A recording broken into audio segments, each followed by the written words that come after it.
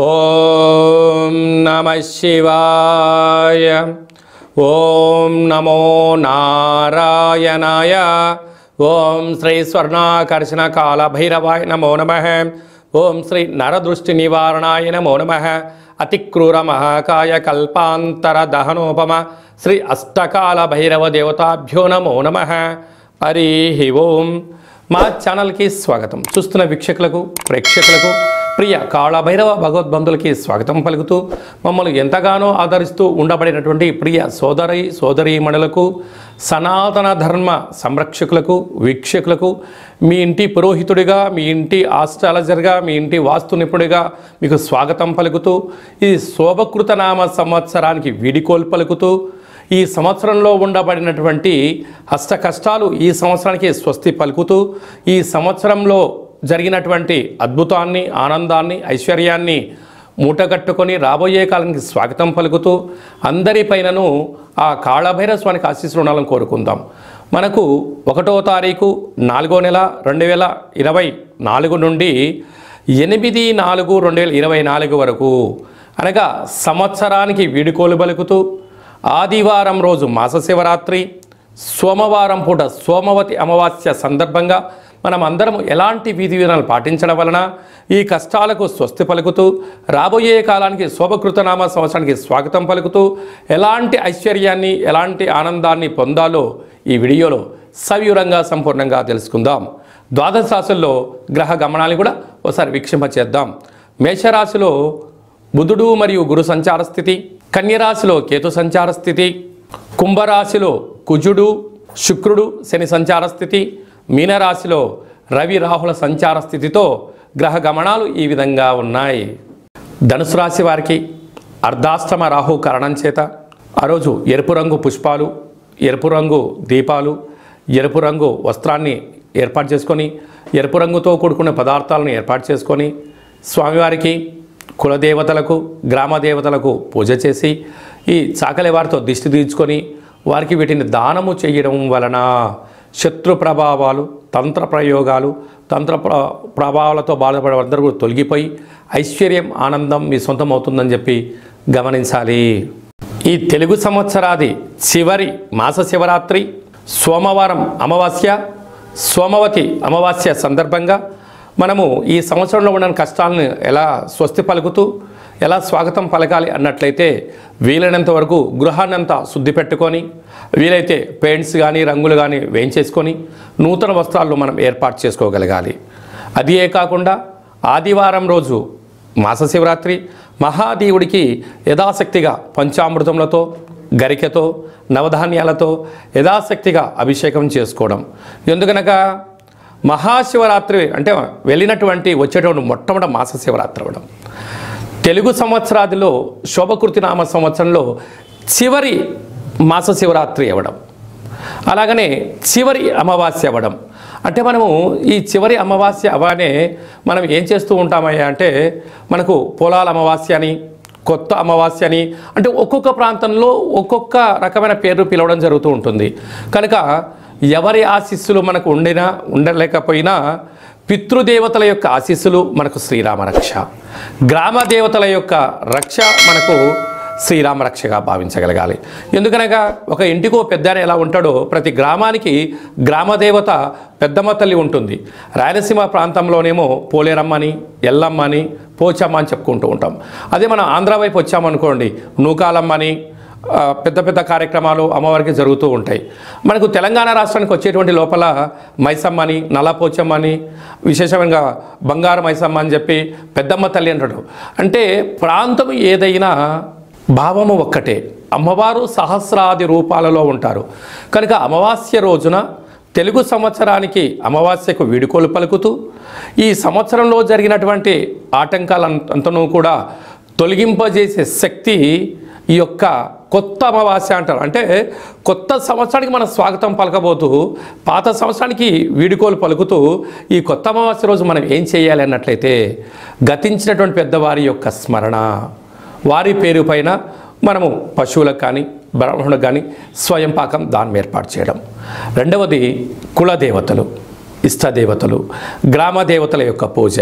అందుకే ఇలాంటి కాల సమయంలో మనం ఏం చేయగలగాలి అన్నట్లయితే ఇంటినంతా శుద్ధి పెట్టుకొని ఇంటి గుమ్మాలకు కానీ సింహద్వారాలకు కానీ శ్రీరామ అనేటువంటి అక్షరాలను రాసుకోవడం, స్వస్తికి రాయడం, అలాగనే ఇంట్లో పూజా మందిరంలో దేవతల్ని శుద్ధి పెట్టుకొని అఖండమైన దీపాన్ని ఆ ఒక్క పూట పెట్టుకొని, మనకు పులగము అంటాం రాయలసీమ ప్రాంతంలో, అలాగే మనకు తెలంగాణకు వచ్చినప్పుడు కిచిడి అంటారు, ఆంధ్ర ప్రాంతానికి వచ్చినప్పుడు పులిహోర అంటాం. అంటే ఒక్కొక్క ప్రాంతంలో ఒక్కొక్క రకం అంటే ఉడికేటువంటి అన్నంలో అంటే బియ్యంలో పెసరపప్పు కొద్దిపాటి పసుపును వేసి అన్నాన్ని ఉడికింపచేసి తెల్ల నువ్వుల పచ్చడిని ఏర్పాటు చేసుకొని, అలాగనే గారెలు, బూరెలు, ఉండ్రాళ్ళు, భక్ష్యాలు లాంటివి చేసుకొని కులదేవతలకు నైవేద్యంగా పెట్టి గతించిన పెద్దవారికి నైవేద్యంగా ఏర్పాటు చేసుకొని, అవన్నీ ఏర్పాటు చేసుకొని ఒక కొత్త చీరే, 2 జాకెట్ పీసులు, గాజులు, పూలు, పళ్ళను ఏర్పాటు చేసుకొని మన ఇంట్లో అంటే మన ప్రతి గ్రామంలో చాకలి వాళ్ళు ఉంటారు, వారిని పిలిచి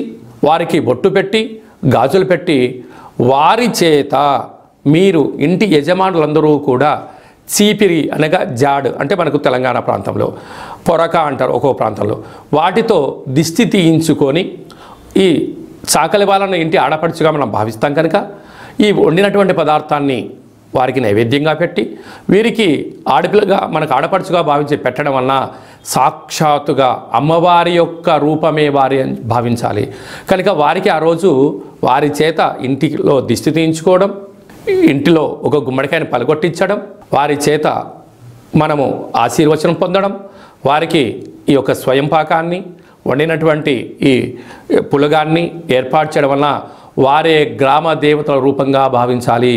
ఇచ్చి ఏర్పాటు చేసినట్లయితే మనకు పట్టినటువంటి శని, మనకు పెట్టినటువంటి దరిద్రము సర్వము తొలగిపోయి సంపూర్ణంగా ఐశ్వర్యానికి రాబోయే సంవత్సరానికి స్వాగతం పలుకుతారని చెప్పి గమనించాలి. వీలైనంత వరకు చాకలి వాళ్ళతో దిష్టి తీయించుకోవాలి. మన తెలంగాణ ప్రాంతంలో చాకలి వారిని మడేలా అని మరొక పేరు కూడా ఉంటుంది. మడేలతో దిష్టి తీయించుకుంటే మండెము కూడా ఒక వజ్రం అవుతుందని చెప్పి మనకు సామెత ఉంటుంది. అదే రాయలసీమ ప్రాంతంలో చాకలి వారు ఇంట్లో తుడిస్తేనే దరిద్రం పోయి లక్ష్మీదేవికి స్వాగతం మనం పలుకుతుంది అని చెప్పి కలుపుతారు. అదే ఆంధ్ర ప్రాంతంలో చాకలి వారికి దానం చేయడం వలన ఐశ్వర్యం మన సొంతం అవుతుందని చెప్పి పెద్దవారి యొక్క నానుడి కూడా. కనుక వీలైనంత వరకు ఆ ప్రయత్నం చేయండి. అలా కుదరలేనటువంటి ఎవరు ఉన్నట్లయితే ఈ కింది నెంబర్ సంప్రదించినట్లయితే మన యొక్క నరదృష్టి నివారణ దేవాలయంలో చాకలి వారితో మీకు దిష్టి తీయించి మీకు ఐశ్వర్యానికి స్వాగతం పలికే ఏర్పాట్లు చేయడం జరుగుతుంది. కనుక ఈ సంవత్సరానికి వీడుకోలు పలుకుతూ కొత్త అమావాస్య రోజున అమ్మవారిని స్మరిస్తూ గ్రామ దేవతల యొక్క ఆశీస్సులు పొందగలరు అనేది చిన్న విన్నపం. కనుక అందరికీ ఈ సంవత్సరంలో కష్టాలన్నీ ఇక్కడికే ఫుల్ స్టాప్ అయిపోయి రాబోయే సంవత్సరంలో స్వాగతం పలకాలని గ్రామదేవతల్ని కోరుకుందాం. ఇంకను మనం విజయం సాధించగలగాలి అన్నట్లయితే ఈ యొక్క పాత్రను ఒకసారి మీరు గమనించినట్లయితే ఇది ఒక కంచు పాత్ర, కాళభైరవ స్వామి వారి యొక్క అక్షయ పాత్ర అంటారు. ఈ యొక్క పాత్రలో 12 రాసులను అచ్చు వేయడం జరుగుతుంది. ఈ పాత్రతో ఉపయోగాలు ఏమిటయ్యా అనగా కంచు మోగినట్టు కనకంబు మోగదు గదరా సుమతి అని చెప్పి సుమతి శతకంలో చెప్పినట్టుగా ఈ యొక్క పాత్రను మనం ఇంట్లో ఉంచుకోవడం వలన ఇలా ఒకసారి శబ్దం చేసినట్లయితే ఓంకారనాదం రావడం జరుగుతుంటుంది. ప్రణవం ఓంకారం అంటే మనం ఏ పని ప్రారంభించినా ఓం అనే శబ్దంతోనే ప్రారంభిస్తాం.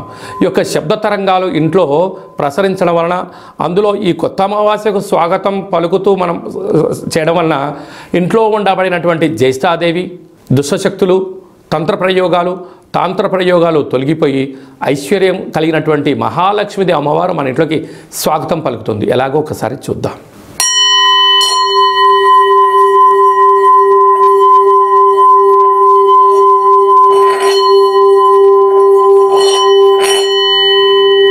ఈ యొక్క ఓంకారనాదాన్ని స్మరణ చేయడం వలన ఇంట్లో కాళభైరవ స్వామికి ఆశీలు కలిగి అమ్మవారి యొక్క ఆశీలు కలిగి అద్భుతం కలుగుతుంది.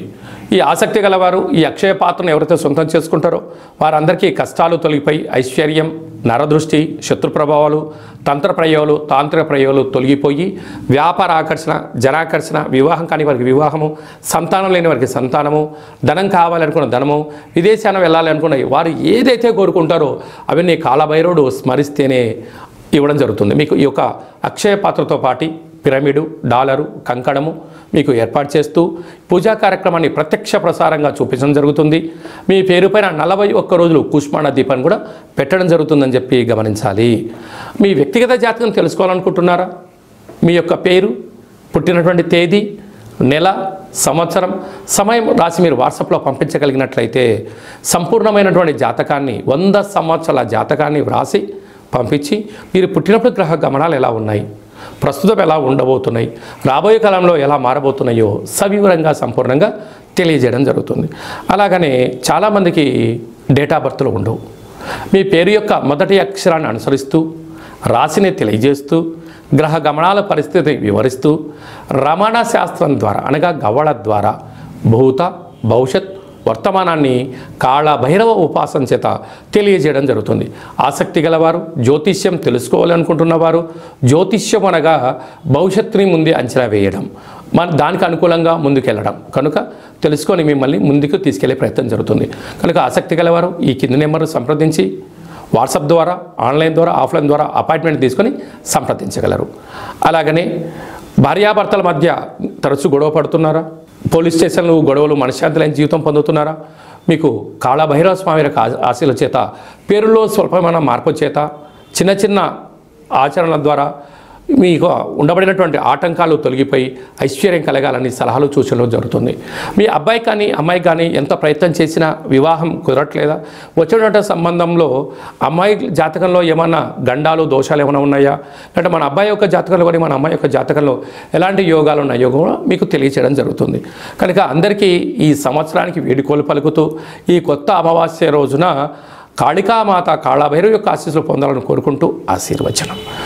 ఓం కాళకాలాయ విద్మహే కాళాతీతాయ ధీమహి తన్నో కాళభైరవ ప్రచోదయాత్. శతమానం భవతి శతాయు పురుష సతేంద్రియ ఆయుష్యేవేంద్రియే ప్రతిష్టతి. ధనం ధాన్యం బహుపుత్రలాభం శత సంవత్సరం దీర్ఘమాయు. మహా అమావాస్య, మౌని అమావాస్య, దేవత కాళికా దేవత, కాళభైరవ దేవత అర్పణమస్తు.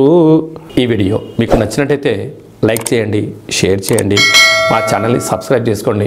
మేము చేస్తున్న వీడియోలో మీకు ముందస్తుగా నోటిఫికేషన్ రావాలి అన్నట్టయితే గడ్డ సింబల్ ప్రెస్ చేయండి, అలానే బటన్ కూడా తెలియచేయండి. ఈ యొక్క కొత్త అమావాస్య యొక్క అమ్మవారి యొక్క ఆశీస్సులు మీరు అదనంగా ఉచితంగా పొందాలి అన్నట్లయితే మీరు ఎవరి క్షేమాన్ని కోరుకుంటున్నారో లేక మీ క్షేమాన్ని ఎవరితో కోరుకుంటున్నారో వారికి ఈ వీడియోను ఫార్వర్డ్ చేసి ధర్మాన్ని కాపాడుతూ అమ్మవారి యొక్క ఆశీస్సులు పొందగలరు.